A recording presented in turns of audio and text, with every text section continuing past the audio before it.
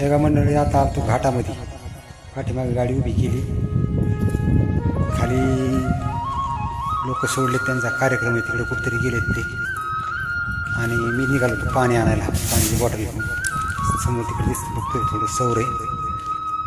तर मंडळी हा बघा आज कसलं वातावरण, आपण कसल्या परिसरात आहे.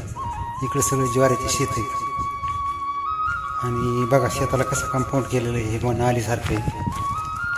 आणि त्याच्या शेजारी त्यांनी मस्तपैकी अशी आमच्याकडे पोळ म्हणते, असं दगडाचं रचलेलं बघू शकताय. आणि हा ज्वारीचा प्लॉट. तर मंडळी आपल्याला काय दिसतंय बघा आता इथं बोर, ह्या वर्षीचा सगळ्यात अतिउत्तम रानमेवा बोर. असं एका तुम्ही घेतलेले म्हणायचे, हां म्हणजे तुम्ही घेतलेलेच असतील ना. बरोबर, ताण लागले आता सारे तवायचे काय, सकाळ सकाळ निघल्यामुळे नेरी नाही काही नाही, सगळी आपल्याच असते आमची. नाही भाड्याने गाड्यावरचे काय असंच पुढं फजित असतात, गाड्यावरच्या काय असंच पुढं फजित असतात डोंगरांनी शिरलं की. आता जेवाय त्यांच्या आणखी निवद व्हायचे, कार्यक्रम व्हायचा आहे, जेवाय तिकडे जायची म्हणले गावात. आता इथून शिमगिरी इकडे न्यायचे, तिथून दर्शन करायचे, पुन्हा खाली न्यायचे. मंडळी बघू शकता आपलं मस्तपैकी अशी बोरं सापडले आणि ते एक पाहुणे घेऊन. तर आता आपण पाहुण्यासोबत गप्पा मारणार. आता कांदा एवढा सगळा कांदाच का कांदे हो करप पडल्यासारखा दिसतोय. पाठी कशामुळे होत असं, हे दुखण्यामुळं कशामुळं?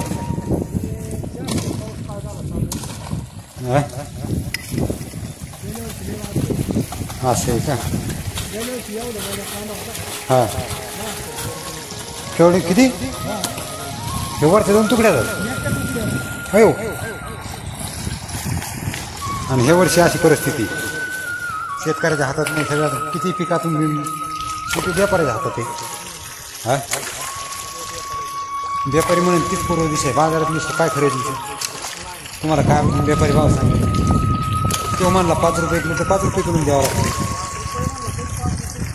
हां तुम्ही जाऊन त्याच्या खताचा भाव करा म्हणूनच म्हणलं, तुम्ही जाऊन दुकानदाराच्या खताचा भाव करा. 1800 नाही 2000 म्हणलं तरी आपल्याला घ्यावं लागतं, नाही इलाज आहे. हां नाही इलाज आहे, नाही इलाज, एवढं सोपं नाही. 50,000 रुपये दिले तेवढं म्हणलं ना, सगळे मोकळे झाले आपापल्या पद्धतीने जगायला. शेतकरी सगळ्याच्या दावणीला बांधलेला आहे. निसर्ग मारतो, व्यापारी मारतो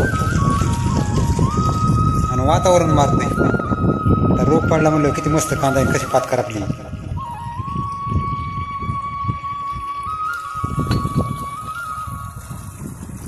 इकडे जवारीला वाटत वाटतं. आता इथून गावात जायचं आणि गावात जाऊन गुरं सोडायची.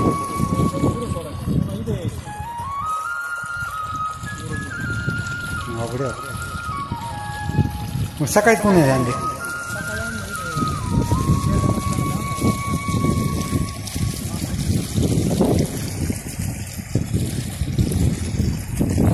तिकडून वाट असेल ना बाहेर निघाल गाड्या वाटायला. हा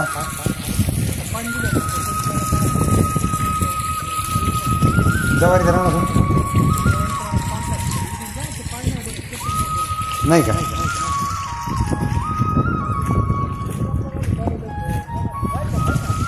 गाय साहेब गाडी धरा.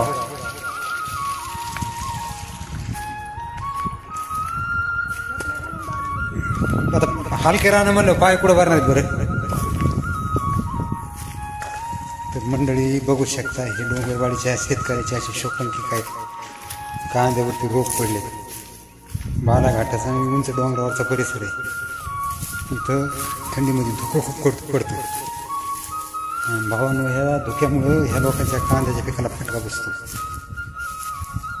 बघताय ना तुम्ही, पूर्ण कांद्याचं पीक करपून चाललंय.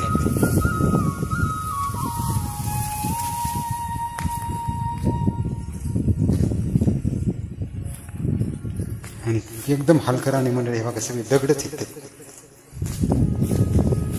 या आजूबाजूला बांधावरचं उंच उंच गवत. इकडे दिसतंय ते ज्वारीचा प्लॉट आहे. ज्वारी मस्त आलेली. खूप मोठं पान तसे खाली वरती उडी मारून बघा कसं दिसतंय ज्वारीचं रान. अशा ज्वारी आल्यात मित्रांनो. कदाचित पाण्याचा अभाव, हलकी जमीन बघा असे पिवळे पडायला लागले, सुकून चालले.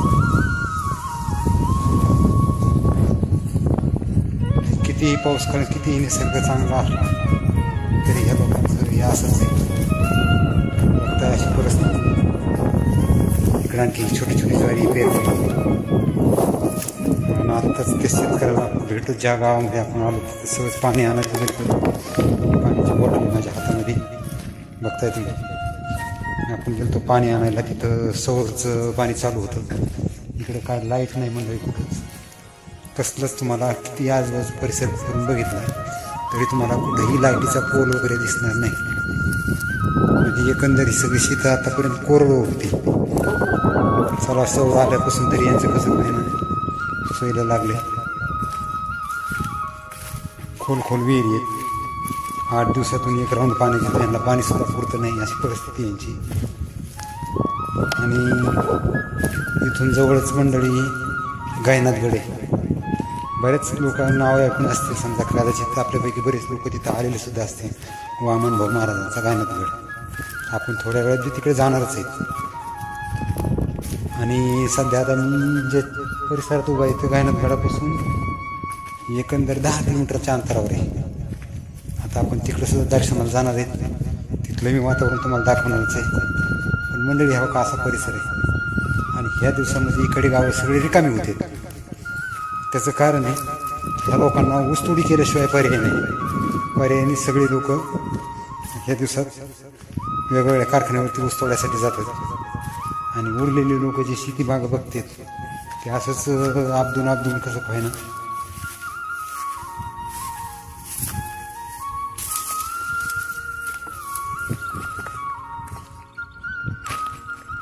आणि हा बीड जिल्ह्याच्या पूर्वेकडचा परिसर आहे.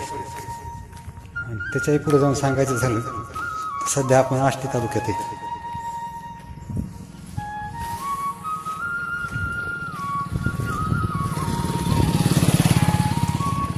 हे समोर दिसते मंडळी तुम्हाला, हे कारळ्याचं पीक आहे. मग त्या शेतकऱ्याला विचारलं, म्हणलं त्याला कारळेच आले नाही. हे फक्त कोंबड्याचं गवत पांढरं दिसतंय आतमध्ये. आणि असं कारळ्याचं पीक. असा कच्चा रोड आहे आष्टीकडे जाणारा, ज्याचं काम आता चालू झालंय.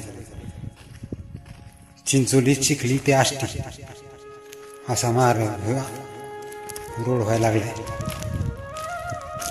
तर असा परिसर आहे मंडळी. जिकडे बघू शकताय गहू, ज्वारी आणि कांदा. त्याला पाणी त्यांनीच घेऊन कांदा करायचा. ज्याला नाही त्यांनी फक्त ज्वाऱ्या पेरायच्या. ह्या ज्वाऱ्यांना पाणी लागत नाही. पेरलं की 100% उत्पन्न पदरात जे काय निघेल ते. नंतर ज्वारीचं, कडब्याचं आणि ज्वारीचं काय भाव लागेल हेच उत्पन्न त्या शेतकऱ्याच्या पदरात. तर चला आता आपण थोड्या वेळाने नंतर भेटणारी मंडळी थेट गायनाथगडावरती गेल्याच्या नंतर. गायनाथगड मी तुम्हाला आज दाखवणार आहे की कसं आहे मंडळी. बरेच दिवसापासून तुम्ही सगळं नाव ऐकून आहे त्याचं, काही जणांनी पाहिलेलं असं. तर आपण आता थोड्या वेळात भेटणार आहे गायनाथगडावरती.